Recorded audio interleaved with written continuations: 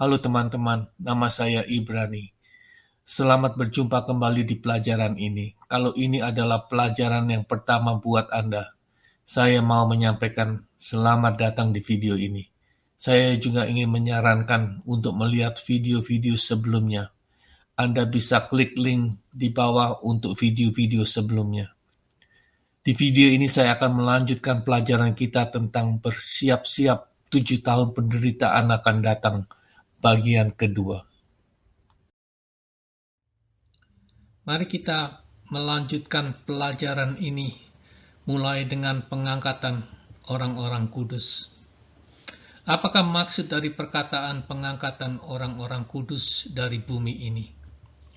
Yaitu orang-orang yang sudah percaya akan Yesus Kristus sebagai anak tunggal Allah Bapa dan sudah dilahirkan kembali, akan diambil dan diangkat dari dunia ini sebelum Tuhan mencurahkan murkanya ke dunia ini.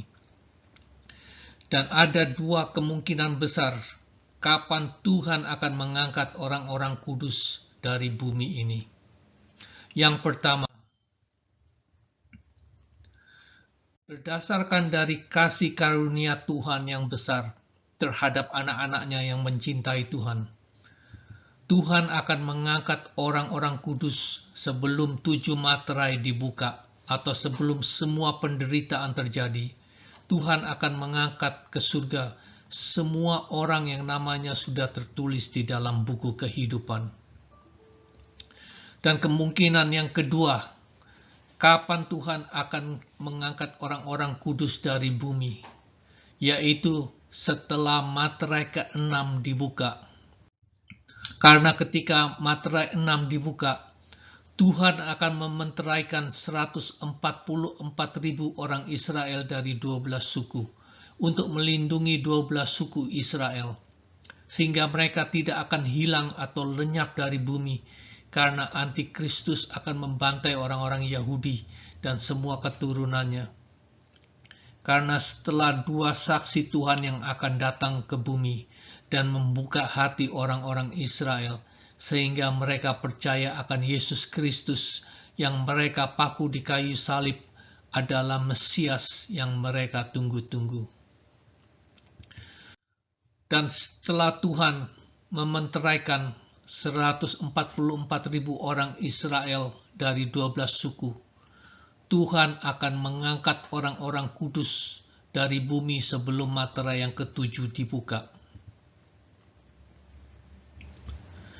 Karena dikatakan di buku Wahyu pasal 7, kemudian daripada itu aku melihat. Dikatakan kemudian daripada itu, yang dimaksudkan adalah kejadian berikutnya setelah Tuhan mementeraikan 144.000 orang Israel. Kemudian daripada itu aku melihat, sesungguhnya suatu kumpulan besar orang banyak yang tidak dapat terhitung banyaknya, dari segala bangsa dan suku dan kaum dan bahasa, berdirilah di hadapan takhta dan di hadapan anak domba, memakai jubah putih dan memegang daun-daun palem di tangan mereka. Dan seorang dari antara tua-tua itu berkata kepadaku, siapakah mereka yang memakai jubah putih itu, dan dari manakah mereka datang? Maka kataku kepadanya, Tuanku, Tuhan mengetahuinya. Lalu ia berkata kepadaku, mereka ini adalah orang-orang yang keluar dari kesusahan yang besar, dan mereka telah mencuci jubah mereka dan membuatnya putih di dalam darah anak domba. Karena itu mereka berdiri di hadapan tata Allah dan melayani Dia siang malam di bait sucinya, dan Ia yang duduk di atas tata itu akan membentangkan kemahnya di atas mereka. Bukan lain dari pengangkatan orang-orang suci setelah Tuhan mementeraikan 144.000 orang Israel. Banyak orang bertanya, kalau pengangkatan orang-orang kudus setelah materai ke-6 dibuka, jadi mereka harus melalui pra penderitaan? Jawabnya betul. mereka akan masuk di dalam pra-penderitaan. Kalau kita boleh bertanya lagi, mengapa sampai begitu? Bukan lain, teman-teman, karena kasih kemuliaan Tuhan yang besar terhadap semua manusia, terutama untuk orang-orang yang berdosa. Tuhan Allah Bapa memberikan anak tunggalnya Yesus Kristus datang ke dunia ini untuk orang-orang yang berdosa supaya mereka mau bertobat, sehingga mereka mempunyai hidup yang kekal. Sayangnya, kenyataannya, majoriti dari manusia tidak mau hidup di dalam Tuhan, tidak mau bertobat, tidak mau percaya akan Yesus Kristus, tidak mau dilahirkan kembali. Sampai hidup mereka di dalam kesengsaraan dan penderitaan yang dalam. Karena itu adalah karakter dari manusia. Mereka baru mau mendengar nasihat-nasihat. Mereka baru mau memanggil nama Tuhan Yesus Kristus di waktu dalam kesengsaraan dan penderitaan. Oleh karena itu, Tuhan menaruh orang-orang kudus di bumi ini di dalam pra-penderitaan, di dalam 3,5 tahun pertama, sebagai saksi Tuhan Yesus untuk menolong orang-orang yang mau bertobat di masa penderitaan mereka. Jadi, tetapi mengapa orang-orang kudus harus juga menderita dan tersiksa juga? Jawabnya adalah tidak, teman-teman. Di waktu Tuhan Allah membebaskan bangsa Israel dari Mesir, Tuhan menjatuhkan 10 tulah atau 10 penderitaan ke tanah Mesir.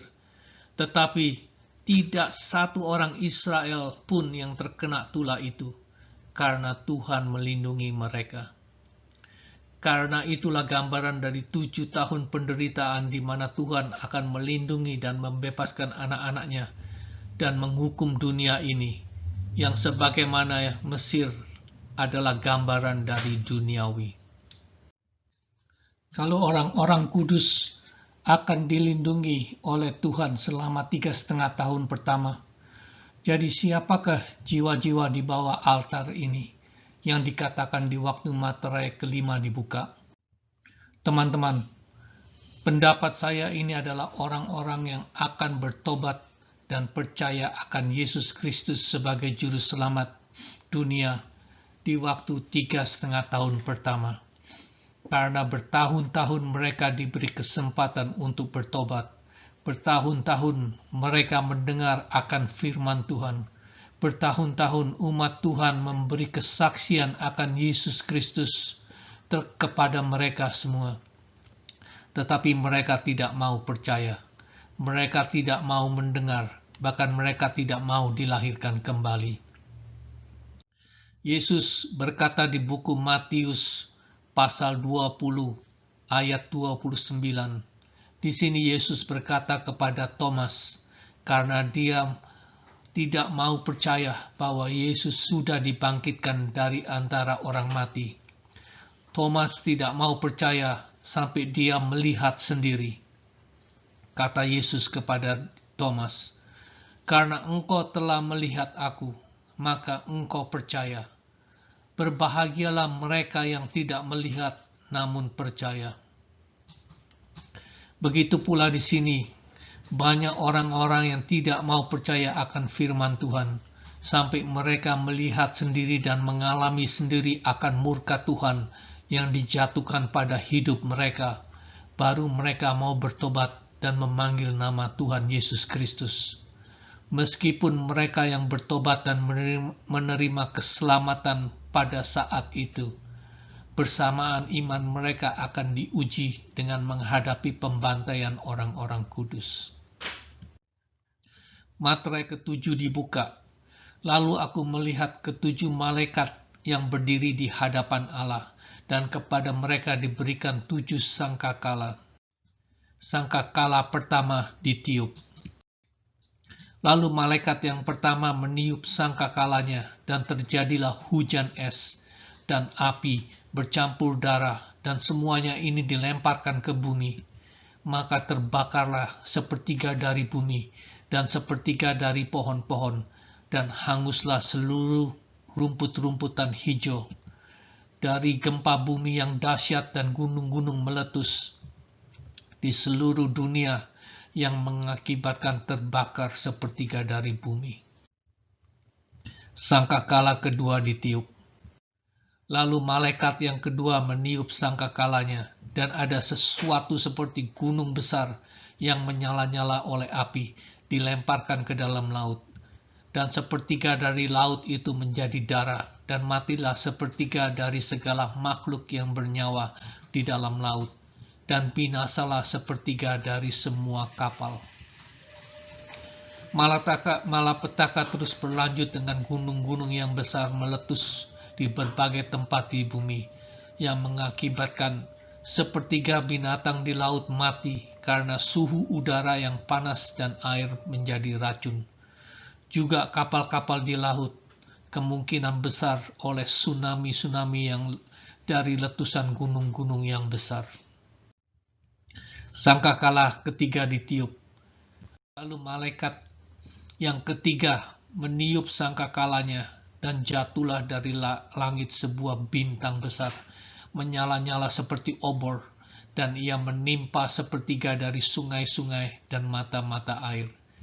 Nama bintang itu ialah Absinthus, dan sepertiga dari semua air menjadi Absinthus, dan banyak orang mati karena air itu, sebab sudah menjadi pahit.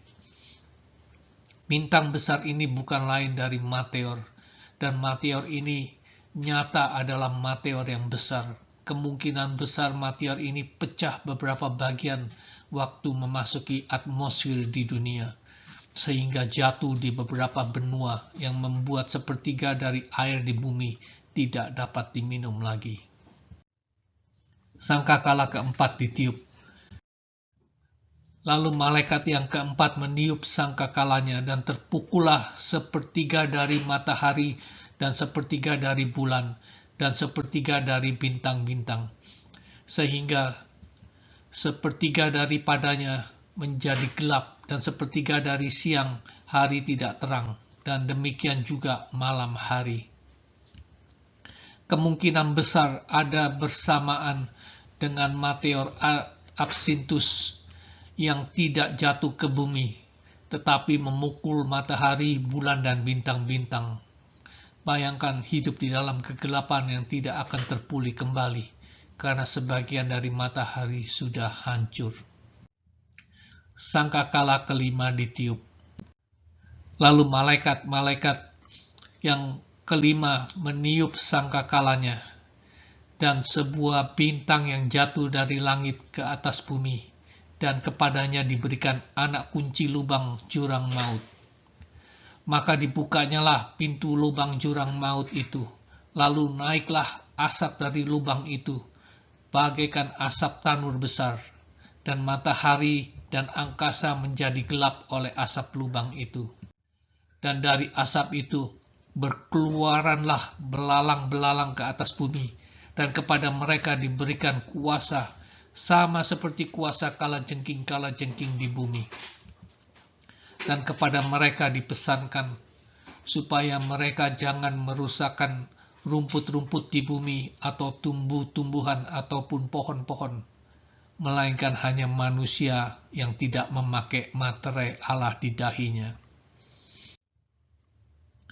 Lagi di sini dikatakan untuk tidak menyakiti orang-orang kudus, karena dikatakan melainkan hanya manusia yang tidak memakai materai Allah di dahinya, karena Tuhan melindungi orang-orang kudus pada saat itu. Dan mereka diperkenankan bukan untuk membunuh manusia, melainkan hanya untuk menyiksa mereka 5 bulan lamanya, dan siksaan itu seperti siksaan kalajengking apabila ia menyengat manusia. Dan pada masa itu orang-orang akan mencari maut, tetapi mereka tidak akan menemukannya, dan mereka akan ingin mati, tetapi maut lari dari mereka. Dan raja yang memerintah mereka adalah malaikat jurang maut, namanya dalam bahasa Ibrani ialah Abandon, dan dalam bahasa Yunani ialah apoliam. Celakalah yang pertama sudah lewat, sekarang akan menyusul 2 celaka lagi. Dari keterangan ayat-ayat ini dikatakan ada sebuah bintang jatuh dari langit. Ini bukan lain dari pemimpin setan, karena di Injil dikatakan bahwa Lucifer adalah bintang pagi. Kepadanya diberikan kunci dari lubang jurang maut, yaitu bukan lain dari neraka. Di sini setan membuka pintu dari jurang maut dan melepaskan setan-setan keluar dari lubang maut untuk menyakiti manusia selama 5 bulan lamanya. Sengatan ini akan sangat menyakiti sehingga semua yang tersengat mengingini kematian karena penderitaan yang tidak tertahan. Tetapi dikatakan mereka tidak dapat mati karena maut lari dari mereka. Ini adalah akhir dari 3,5 tahun pertama. Yang berikutnya adalah 3,5 tahun kedua, yaitu murka Tuhan akan dicurahkan ke bumi. Sangkakala ke-6 ditiup. Teman-teman, karena waktu yang tidak memungkinkan, kita akan melanjutkan pelajaran ini di bagian ketiga. Di bagian ketiga, kita akan mempelajari akan antikristus yang akan bertata di bumi, tentang 2 saksi Tuhan yang akan datang, tentang pertempuran antara Israel, orang-orang kudus yang tertinggal, dan antikristus. Juga curahan murka Tuhan yang berlanjut. Semoga pelajaran ini dapat berkat buat kita semua. Teman-teman, jangan menunggu lebih lama lagi. Kalau Anda sudah siap untuk dilahirkan kembali karena sudah percaya akan Yesus Kristus dan mau menerimanya sebagai juru selamat Anda, marilah berdoa dengan saya dan percayalah dalam hati masing-masing. Mari kita berdoa. Ya Tuhan, Allah Bapa kami di dalam surga, maafkan untuk semua dosa-dosaku ini. Saya percaya Yesus adalah anak tunggal-Mu yang datang ke dunia ini, tersiksa dan mati di kayu salib untuk menebus dosa-dosaku. Aku percaya pada hari ketiga Engkau bangkitkan Yesus di antara orang mati. Yesus, terima kasih untuk pengorbanan-Mu, karena aku percaya darah yang Engkau curahkan di kayu salib adalah darah yang menghapus dosa-dosaku. Datanglah ke hidupku ini, tuntun hidupku mulai hari ini. Engkaulah penggembala dan sumber hidupku. Terima kasih Allah Bapakku. Di dalam nama Yesus Kristus, aku berdoa. Amin. Teman-teman, kalau Anda sudah berdoa itu, saya percaya Anda sudah dilahirkan kembali. Sekarang cari gereja yang di mana teman-teman dapat dipermandikan. Bukan percikan air tetapi dicelup ke dalam air yang menggambarkan akan mati bersama Yesus waktu masuk ke dalam air dan hidup kembali bersama Yesus waktu keluar dari air. Juga dipermandikan di dalam nama Allah Bapa dan Putra dan Roh Kudus. Sekali lagi teman-teman, saya tidak mempromosikan akan keagamaan, tetapi hubungan kita dengan Tuhan Allah Bapa kita di surga. Karena Dia mau kita melakukan hal ini untuk menjadi anak-anak-Nya. Saya sangat menyarankan baca kitab suci 1 pasal 1 hari. Kalau boleh saya menyarankan mulai dari buku Yohanes. Baiklah teman-teman, saya akan mengakhiri ajaran ini. Semoga kita dapat berjumpa di video berikutnya. Semoga Tuhan memberkati kita semua. Terima kasih teman-teman telah menonton video ini. Saya Ibrani berharap Anda menikmati sebanyak saya membuatnya. Kalau teman-teman ada pertanyaan lebih lanjut tentang pelajaran ini, tulis di bawah, nanti saya akan menjawabnya. Silakan subscribe dan sampai jumpa di video berikutnya.